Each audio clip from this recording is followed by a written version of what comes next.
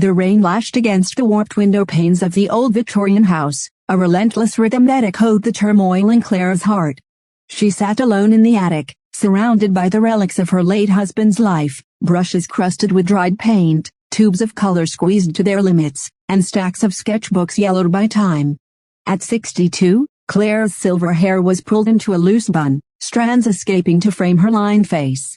Her hands, still steady despite the years, paused on a small, leather-bound notebook she had never seen before. Its cover bore the faint monogram E.M. Edward Marlowe, her husband of 40 years, gone now for a decade. The air was heavy with dust and the sharp tang of turpentine, a scent that pulled her back to the days when Edward's studio was alive with creation. Clara opened the notebook, expecting to find studies for his celebrated landscapes or the bold abstracts that had defined his career in the 1980s. Instead, her breath caught at the sight of delicate pencil sketches of a young woman. Her face was soft, with wide, searching eyes and lips curved in a quiet, knowing smile. Page after page revealed her in moments of intimacy, laughing, gazing out a window, even sleeping, her hair spilling across a pillow. These were not mere studies, they were reverent, almost obsessive.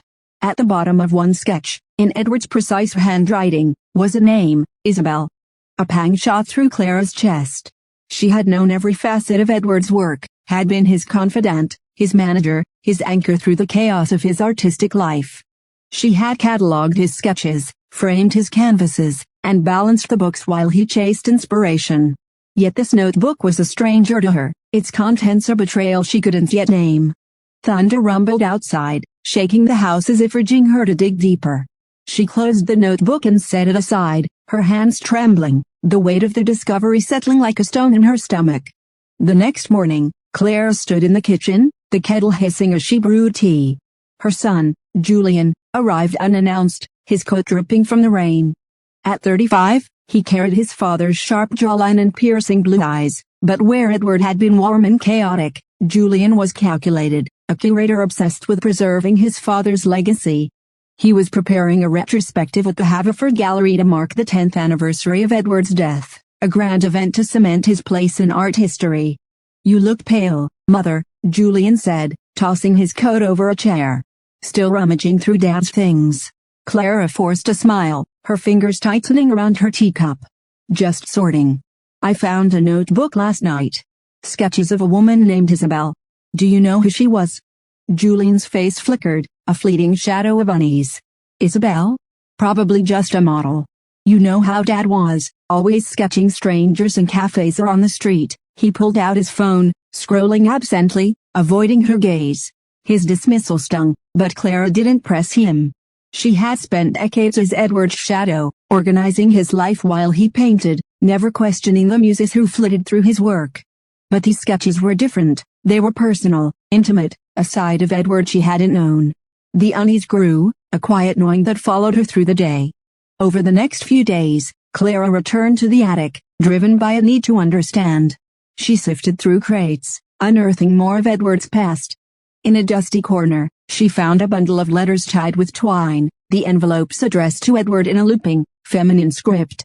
Her heart sank as she opened the first, dated 1982, the year Edward's celestial series had catapulted him to fame.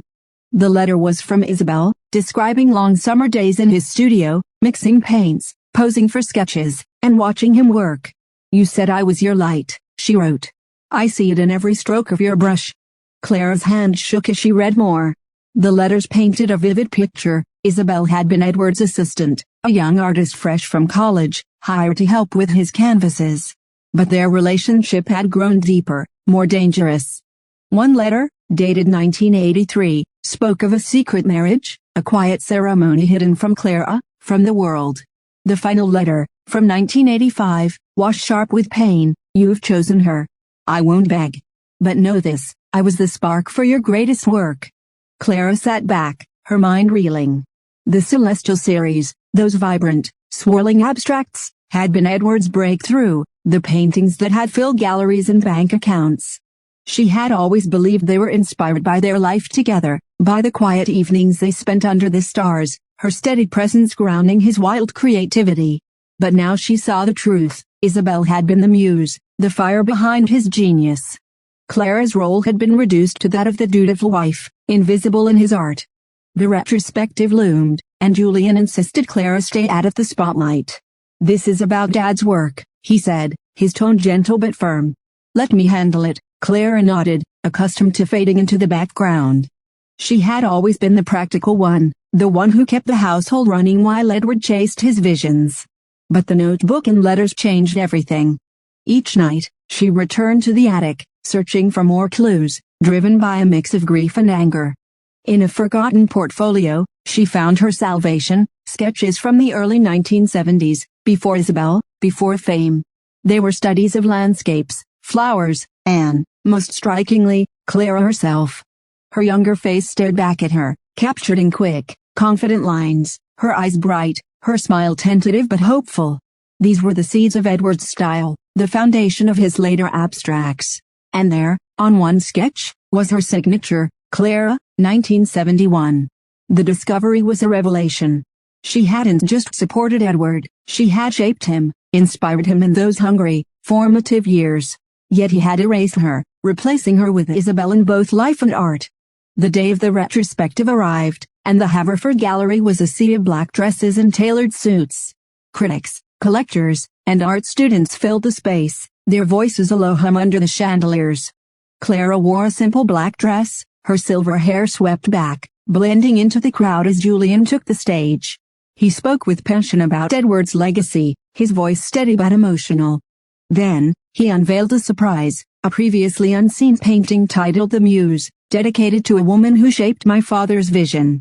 The canvas was breathtaking, a young woman with luminous eyes, her figure bathed in golden light, surrounded by swirling colors that echoed the celestial series. The crowd gasped, but Clara felt the air leave her lungs. It was Isabel, unmistakable from the sketches. Julian's voice trembled as he continued. "This is Isabel Vance, my father's assistant. She was more than a helper, she was his inspiration." Clara's legs nearly gave out. Julian knew. He had known about Isabel all along and had chosen to celebrate her, not his mother, at this moment of Edward's glory. The betrayal cut deeper than Edward's secret marriage, slicing through the years of loyalty she had given them both. She slipped to the back of the gallery, her heart pounding, and left without a word, the rain soaking her as she walked home. In the attic that night, Clara tore through more crates, her grief hardening into resolve. She found more sketches, more evidence of her own influence on Edward's early work. Each drawing was a piece of her, a reminder that she had been his first muse, his collaborator before fame changed him. She contacted a lawyer the next day, a sharp woman named Margaret who specialized in intellectual property. "If you can prove you inspired his early work," Margaret said, her eyes gleaming, "you have a case for shared credit. Maybe even royalties." Clara gathered the sketches, the letters, and her own memories, building a case that she had shaped Edward's vision before Isabel ever entered his life. The lawsuit made headlines. Widow of famed painter claims intellectual property rights. The art world was scandalized, and Julian was furious, accusing her of tarnishing his father's legacy. "You're rewriting history," he snapped during a heated call. "This is about Dad, not you."